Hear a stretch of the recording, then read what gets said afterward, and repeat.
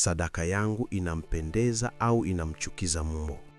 Watu wengi hawajawahi kujiuliza swali hilo kwa uzito. Wanajua kutoa, wamezoea kutoa, wamefundishwa kutoa, lakini hawajawahi kufundishwa namna ya kutoa kulingana na moyo wa Mungu. Na hapa ndipo tatizo lilipo, kwa sababu Biblia haifundishi kutoa sadaka kwa kelele, kwa mashindano, kwa maonesho, wala kwa hofu. Biblia haifundishi kutoa sadaka ili uonekane mtakatifu mbele ya watu, wala haifundishi kutoa sadaka huku nyumba yako inaungua. Sadaka ni takatifu, lakini sadaka ikitolewa vibaya inageuka kuwa dhambi iliyofunikwa na jina la Mungu. Tatizo la kizazi hiki, tunatoa lakini hatujiulizi Mungu anapokea. Leo hii kuna watu wanatoa mamilioni kanisani, wanapiga picha wakitoa, wanaposti kila walichotoa, wanatajwa hadharani, wanapigiwa makofi, lakini nyumbani mke analia, watoto wananyimwa ada, wazazi wanateseka, familia inavunjika, na mtu bado anasema Mungu atanibariki. Hapana, huo si ukweli wa Biblia. Yesu mwenyewe alikemea aina hii ya utoaji. Mathayo 15 mstari wa 4 hadi wa 6. Yesu alisema wazi kabisa kwamba kuna watu wanatoa sadaka, lakini wanatumia sadaka hiyo kama kisingizio cha kutowatunza wazazi wao. Alisema mnafanya hivyo, mnabatilisha neno la Mungu kwa desturi zenu. Hii ni lugha nzito. Yesu hakupapasa. Aliita sadaka hiyo uasi uliovishwa mavazi ya dini. Biblia iko wazi. Ukitoa huku familia yako inateseka, umevunja agizo. Kwanza Timotheo 5 mstari wa 8. Lakini mtu asipowatunza walio wake, na hasa wa nyumbani mwake, ameikana imani, naye ni mbaya kuliko asiyeamini. Haya si maneno ya mchungaji. Haya si maoni ya mtu, wala si maneno yangu mimi. Hii ni Biblia. Maana yake ni moja tu: sadaka haitangulii wajibu. Mungu hataki umuonyeshe upendo kanisani huku unaacha upendo nyumbani. Na wewe utachagua umsikilize mchungaji wako watu au usikilize maneno ya Mungu kupitia Biblia. Sadaka ya kweli inakwenda kwa wahitaji, si kwa waliokwisha shiba.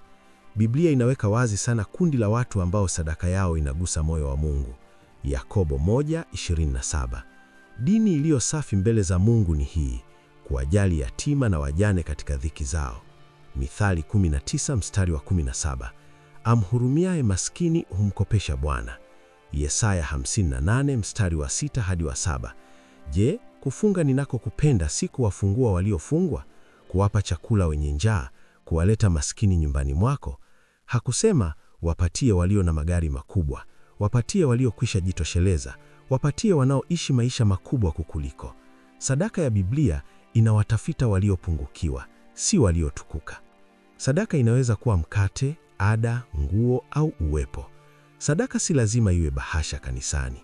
Sadaka inaweza kuwa kumpa chakula mama jirani asiye na mume, kumlipia ada mtoto aliyepoteza wazazi, kumpa nguo mtoto wa mtaani bila kamera, kutembelea kituo cha watoto yatima, kusaidia mzee asiyejiweza. Na ukifanya hivyo, sitafute ushuhuda, tafuta mapenzi ya Mungu. Yesu alisema wazi kuhusu sadaka za maonesho. Mathayo 6 mstari wa 1 hadi wa 4. Utoapo sadaka usipige tarumbeta, hata mkono wako wa kushoto usijue kile mkono wa kuume unachofanya. Yesu hakumaanisha hivyo kwa mzaha.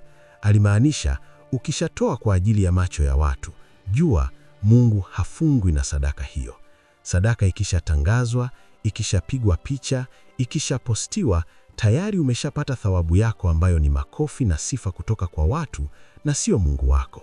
Sasa utachagua umfurahishe Mungu kama alivyofanya mtumishi wake mwaminifu Abel, au umunafikie Mungu kama Kaini na Wafarisayo ambao Yesu aliwaita wanafiki. Hatari kubwa, watu wameanza kuabudu wachungaji badala ya Mungu. Hili ni onyo zito sana. Kuna watu leo wanatoa wakiamini mchungaji atawabariki. Wanatoa kwa hofu ya kukosa upako. Wanatoa ili wachungaji watambue. Hapo hawatoi kwa Mungu, wanatoa kwa mwanadamu. Na Biblia iko wazi. Yeremia 17 mstari wa 5. Amelaaniwa mtu amtegemeaye mwanadamu. Sadaka ikigeuka kuwa njia ya kununua baraka, imani imekufa. Ukweli umeondoka. Na matokeo yake ni mabaya. Kwa sababu ya sadaka za hovyo, ndoa zimevunjika. Watu wameuza mali ya familia bila makubaliano, wamekopa kwa ajili ya kutoa, wameacha watoto bila mahitaji, wamewatesa wake na waume zao kwa dini. Hiyo si imani. Huo ni uharibifu uliovishwa jina la sadaka. Mungu hafurahii machozi ya watoto kwa kisingizio cha sadaka. Hosea 6:6. Nataka rehema wala si sadaka. Hii ndiyo sauti ya Mungu. Sadaka ya kweli inaleta faraja, inalinda familia, inasaidia wahitaji, inafanyika kwa unyenyekevu, haina kelele. Na sadaka ya namna hiyo Mungu huiona hata kama hakuna mtu mwingine aliyeiona.